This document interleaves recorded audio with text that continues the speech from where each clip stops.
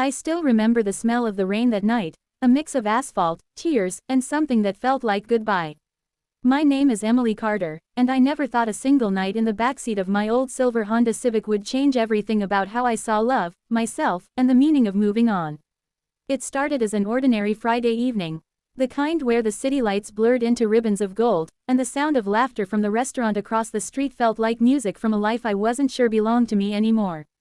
I sat in my car outside Jake's apartment, my boyfriend of 3 years, rehearsing the words I'd been too afraid to say for months. Jake, I don't think this is working anymore. The words tasted like ash even before I spoke them. Jake wasn't a bad man. In fact, he was everything I thought I wanted. Charming, dependable, and kind in the way that made everyone around him feel seen. But somewhere between work deadlines, quiet dinners, and the growing silence between us, something had broken. We'd stopped being a team. That night, he texted me to come over, saying we needed to talk. My stomach twisted. Those 4 words were usually the beginning of an ending. I drove through the soft drizzle, the wipers dragging across the windshield like tired sighs. When I parked, I didn't move. The apartment lights were off. Maybe he'd fallen asleep, or maybe he didn't want to talk after all. I was about to leave when I saw him, walking toward me from down the street, his hands deep in his jacket pockets, his face unreadable.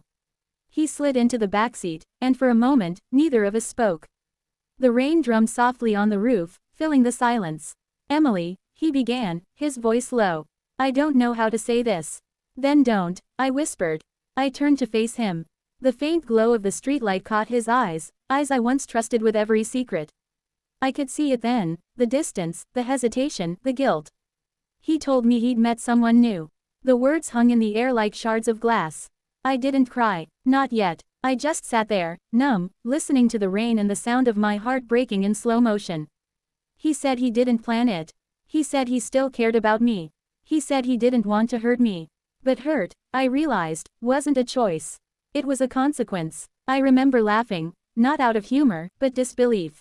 You met someone new, I repeated, as if saying it might make it less real. He nodded, and I saw something flicker in his expression, regret, maybe, or shame. But by then, it didn't matter. The person I loved was already gone. When he stepped out of the car, the rain hit harder. I sat there for what felt like hours, my hands gripping the steering wheel, my reflection in the mirror looking like someone I didn't know. And that's when I did something strange. I climbed into the backseat, the same place he'd just been sitting, and I cried.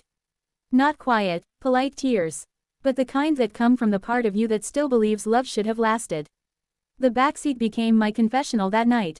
I thought about all the times we laughed there during road trips, the songs we sang, the late night talks about our future. Every inch of that car held a memory, and now, it held an ending. But in that heartbreak, something else happened. Between the sobs and silence, I realized I wasn't crying just for Jake. I was crying for me, for the version of myself who thought love meant never being left, for the girl who measured her worth by someone else's attention. By the time the rain stopped, I felt emptied. Hollow, but free. Days turned into weeks. The ache lingered, like a bruise you forget until someone brushes against it. But I began doing small things, morning walks, journaling, even signing up for a photography class I'd once talked myself out of. Every photo I took felt like a piece of me being rebuilt, blurry sunsets, reflections in puddles, smiling strangers on park benches. I began to see beauty again, not through love, but through living. Months later, I ran into Jake at a cafe. He looked different, older, quieter. We exchanged polite smiles, and for the first time, my heart didn't twist. He asked how I'd been. I told him I was doing well, not because I wanted him to regret, but because it was finally true. That night, I drove back home, parked in my driveway, and sat in the backseat again. But this time, there were no tears. Just gratitude. Gratitude for what I learned, for the strength I didn't know I had, and for the quiet truth that sometimes, losing someone isn't the end of your story, it's the beginning of finding yourself. As I looked out at the stars reflecting on the windshield, I whispered, "Thank you." Not to him, but to the woman I'd become because of it all. That backseat was once a place of heartbreak. Now, it was a place of healing.